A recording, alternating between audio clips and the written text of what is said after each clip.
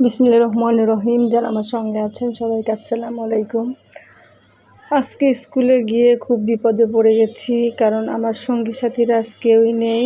আমি ভেবেছিলাম আজকে নাভিহার আমুভাবি থাকবে, কিন্তু পরে মনে পড়েছে যে নাজিহার আজকে পরীক্ষা নেই, যার কারণে ভাবি আজ থাকবে না। তো ওয়েটিং রুম বুঝাই লোক আর চিল্লা পাল্লা, এত শব্দ, কারণ বৃষ্টি হচ্ছিল, কেউ বাহিরে যেতে পারেনি, সবাই ওয়েটিং রুমে। তো কান শেষ হয়ে গেছে বসে থাকতে থাকতে, আর জায়গাও খুব কম ছিল আজকে, কারণ বৃষ্টির কারণে অতিরিক্ত লোকের ভিড়। আর আজকে সম্ভবত পরীক্ষা ছিল 3 আর 5, আর বড় ক্লাসের মধ্যে শুধু ক্লাস 9 ছিল আমার মেয়ে।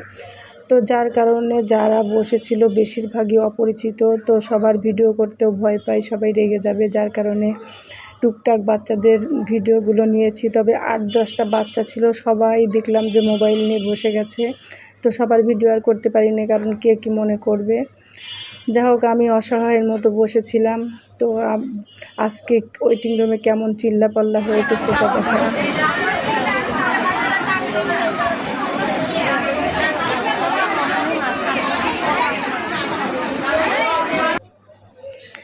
যা হোক, অবশেষে ছুটির আগ মুহূর্তে মর্নিং শিফটের এক ভাবির সাথে পরিচয় হলো, তো ওনার সঙ্গে কথা বলতে পেরে অনেক ভালো লাগলো। ততক্ষণে আমাদের ওয়েটিং রুমটা অনেক ফাঁকা হয়ে গেছে, কারণ ছোট ক্লাসের আগে পরীক্ষা শেষ হয়ে গেছে, 1:30টার দিকেই মোটামুটি ফাঁকা হয়ে গেছে। তখন অবশ্য আর লোকজন ছিল না। তবে আজকে ঢাকা শহরে প্রচুর পরিমাণে বৃষ্টি হয়েছে, যার কারণে যখন 3 ছুটি হয় তখন অনেক বাচ্চারাই যেতে পারছিল না বৃষ্টির কারণে, যার কারণে আরও এত গ্যালজাম হয়েছে।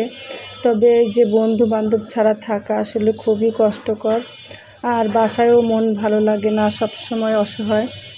আর স্কুলে যাই, একটু সবার সাথে কথা বলবো, সবার সঙ্গে কিছুক্ষণের জন্য ভালো থাকবো।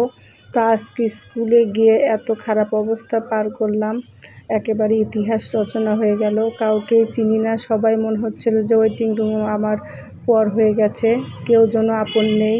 আর অন্য সময় মনে হয় যে আমরাই মালিক ওয়েটিং রুমের, আমরাই সব কিছু। আর ক্লাস 9, 10, 8, 7 সবাই পরিচিত। আল্লাহর এমন কাজ, আজ কারোই পরীক্ষা নেই, শুধু ছোট ক্লাসের যাদের আমি চিনিই না। যা হোক, সবাই ভালো থাকবেন। সে পর্যন্ত আল্লাহ হাফেজ, আসসালামু আলাইকুম।